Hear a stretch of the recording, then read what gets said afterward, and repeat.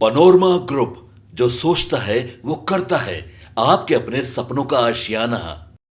नमस्कार, city Post live देख रहे हैं। मेरा नाम वसीर है। इस वक्त की बड़ी खबर है कि 3 सीटों पर महागठबंधन में जारी है रार। संकट में है गरीबदास। मुकेश सहनी का भाई भी मैदान से बाहर हो गया है। मेरे साथ सिटी पोस्ट लाइव के editor in chief Shrikant sir है। सर, 3 सीटों पर रार है और मुकेश सहनी ने कदम पीछे खींच लिया है गौराम बौराम सीट से।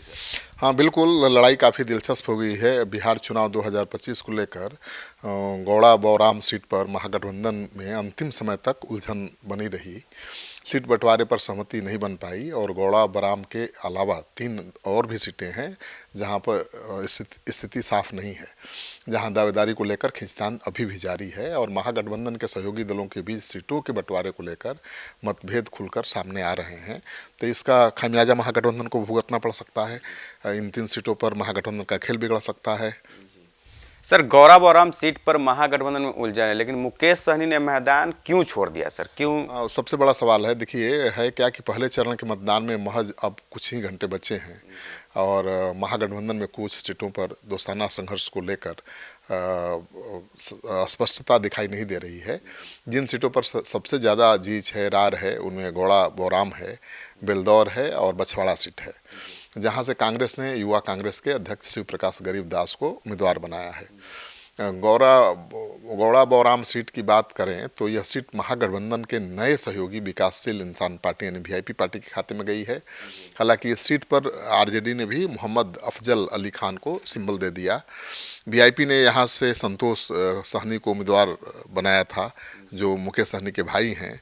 मामले में आरजेडी वीआईपी के बीच खिंचतान को देखते हुए आखिरकार आरजेडी प्रमुख लालू यादव ने हस्तक्षेप किया और अफजल अली का सिंबल निरस्त कर दिया गया। लेकिन सवाल ये उठता है कि उनका सिंबल भले आरजेडी ने निरस्त कर दिया, लेकिन वो मैदान से बाहर नहीं हुए और आखिरकार आरजेडी ने डीएम को पत्र भी भेजा कि आरजेडी उम्मीदवार का सिंबल निरस्त करें, क्योंकि वीआईपी उम्मीदवार संतोष सहनी ही गठबंधन के असली समर्थित उम्मीदवार हैं। लेकिन ऐसा हुआ नहीं और अफजल अली का सिंबल निरस्त नहीं हो पाया है और मैदान में वो डटे हुए हैं। मतदान का दिन नज़दीक है। वीआईपी ने यहाँ से अपनी उम्मीदवारी वापस ले ली है। कल प्रेस कॉन्फ्रेंस किया सुप्रीमो ने और उन्होंने कहा कि भाई अफजल अली को समर्थन हम दे रहे हैं और संतोष सहनी अपना कदम पीछे खींच रहे हैं। दूसरी ओर महागठबंधन के 2 सहयोगी कांग्रेस इंडियन इंक्लूसिव पार्टी यानी आईपी गुप्ता की पार्टी के प्रदेश अध्यक्ष राजेश कुमार प्रसाद ने नई परेशानी खड़ी कर दी है।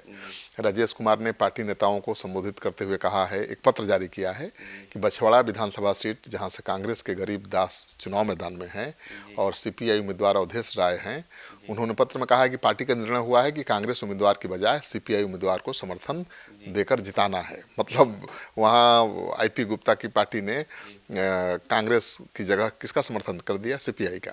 तो मुश्किल उस सीट पर भी बढ़ गई है। कांग्रेस ने इसके पीछे वजह भी बताई है सर। हाँ, राजेश कुमार के पत्र के अनुसार चूंकि बिलदौर में वीआईपी उम्मीदवार नीतिशा आईआईपी उम्मीदवार नीतिशा भारती को सीपीआई ने समर्थन देने का ऐलान कर दिया है, लिहाजा आईआईपी ने बछवाड़ा में कांग्रेस की बजाय सीपीआई को समर्थन देने का ऐलान कर दिया है। मतलब दोनों अपने फायदे की सोच रहे हैं। कांग्रेस के बिहार प्रभारी कृष्णा अलवारू और प्रदेश अध्यक्ष राजेश राम ने गरीबदास के लिए बहुत एड़ी चोटी का जोर लगाया था। यहाँ तक कि प्रियंका गांधी भी गरीबदास के समर्थन में प्रचार करने बछवाड़ा पहुंची थी। तो राहुल प्रियंका काफ़ी करीब माने जाते हैं, लेकिन अब पार्टी चाहकर भी आईआईपी पार्टी के पत्र का विरोध नहीं कर पा रही है। तो वहाँ तो खेल बिगड़ गया, क्योंकि जनसुराज के उम्मीदवार भी दमदार है वहाँ पर और आईपी गुप्ता की पार्टी ने सीपीआई का समर्थन कर दिया है। तो मुश्किल में तो महागठबंधन है वहाँ पर। देखिए है क्या कि 2 कारण हो सकते हैं। गौरा बौराम में लालू जी ने दबाव बनाया होगा मुकेश सहनी पर, भाई अल्पसंख्यक को मैदान से हटाने से गलत मैसेज जाएगा, सभी सीटों पर अल्पसंख्यक गोलबंद हो सकते हैं। महागठबंधन के खिलाफ इसका फायदा मिल सकता है, जनसुराज को इसका फायदा मिल सकता है, बीजेपी को। तो मुकेश सहनी नहीं चाहते हुए भी मानना पड़ा, उनको झुकना पड़ा। तो मुकेश सहनी को तो महागठबंधन ने डिप्टी सीएम का ऐलान कर दिया बनाने का, और चुनाव ही नहीं लड़ रहे हैं खुद। भाई को भी उतारा, वहाँ से भी उनको पीछे खींचना पड़ा भाई को। तो ये बड़ा मुश्किल हो गया है महागठबंधन में। और मुझे मुकेश सहनी फंस गए हैं सर। बिल्कुल फंस गए हैं। अब डिप्टी सीएम क्या बनाएंगे जब चुनाव में नहीं लड़ाए तेजस्वी यादव, ठीक है। और यहाँ तक उनके भाई को भी मैदान से हटना पड़ा। तो मैसेज तो बहुत खराब जा रहा है कि भाई लगता है कि मुकेश सहनी के पीठ में फिर से खंजर घोंप दिया गया है। और मुकेश सहनी डिप्टी सीएम बनने का सपना देख रहे थे, और उनका भाई विधायक भी नहीं बन पाएगा। तो बड़ी मुश्किल में है महागठबंधन। और 11 से 12 सीटों पर इस तरह की उलझन है, आपस में लड़ाई है, जिसकी वजह से नुकसान हो रहा है। कोसी सीमांचल में आप देखिएगा तो 11 सीटें ऐसी हैं जहां पर MIM और जनसुराज बड़ी चुनौती बना हुआ है महागठबंधन के लिए। वहाँ पर बीजेपी को फायदा हो सकता है। और उसी तरह से जनसुराज दूसरे कई सीटों पर बहुत बड़ी चुनौती बना है NDA के लिए भी। तो जनसुराज के परफॉर्मेंस पर बिहार का चुनाव का नतीजा निर्भर करेगा। एक और सीट है सर, नरकटियागंज में भी RJD से दीपक यादव है और कांग्रेस से शाश्वत केदार है, जहाँ प्रियंका गांधी आज जा रही है रैली करने। हाँ, तो यही तो मुश्किल है कि देखिए आमने सामने महागठबंधन के दल हैं, और शाश्वत केदार कोई छोटे मोटे थोड़े हैं, वो बहुत बड़े नेता हैं। कांग्रेस पार्टी ने उनको वहाँ से उम्मीदवार बनाया है, और RJD ने भी दीपक यादव को टिकट दे दिया है। दीपक यादव बड़े धनपशु हैं, पैसे वाले हैं। संजय यादव के आदमी हैं। संजय यादव के का तेजस्वी यादव के खास आदमी हैं, संजय यादव के भी खास हैं, और वहाँ पर मिल चलाते हैं, बड़ा बहुत बड़े कारोबारी हैं। उनको टिकट दे दिया है। अब यहाँ भी लड़ाई आमने सामने, इसका फायदा सीधे तो बीजेपी को मिलेगा। तो ऐसी बहुत सीटें हैं, 11 से 12 सीटें हैं जहाँ पर आपस में लड़ रहे हैं महागठबंधन के दल, और उसका फायदा NDA को मिल रहा है। 11 सीटें ऐसी हैं कोसी में, सीमांचल में, जहाँ पर मुस्लिम उम्मीदवार जनसुराज ने उतार दिया है, MIM ने उतार दिया है। उसकी वजह से महागठबंधन संकट में है। और कई ऐसी सीटें हैं जहाँ पर जनसुराज संघर्ष को त्रिकोणात्मक बना रहा है, जिसका फायदा किसको मिलेगा कह पाना बड़ा मुश्किल है।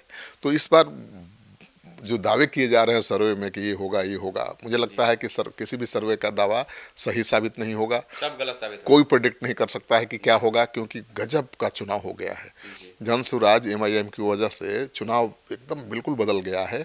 और ठीक है, ग्राउंड लेवल पर बीजेपी NDA को एज मिलता हुआ दिखाई दे रहा है, और उसका एक ही कारण है वो नैरेटिव, जंगल राज वाला नैरेटिव।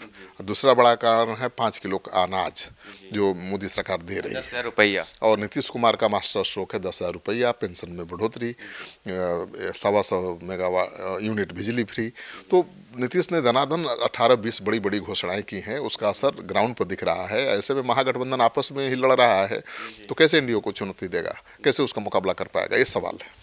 देखिए, तो महागठबंधन के कई सीटों पर जो है रार छिड़ गया है। आपने देखा होगा कल ही मुकेश सहनी ने गौरा बौराम सीट पर अपने भाई को पीछे कर दिया और RJD के अफजल अली को फिर से वापस मैदान में समर्थन दे दिया है।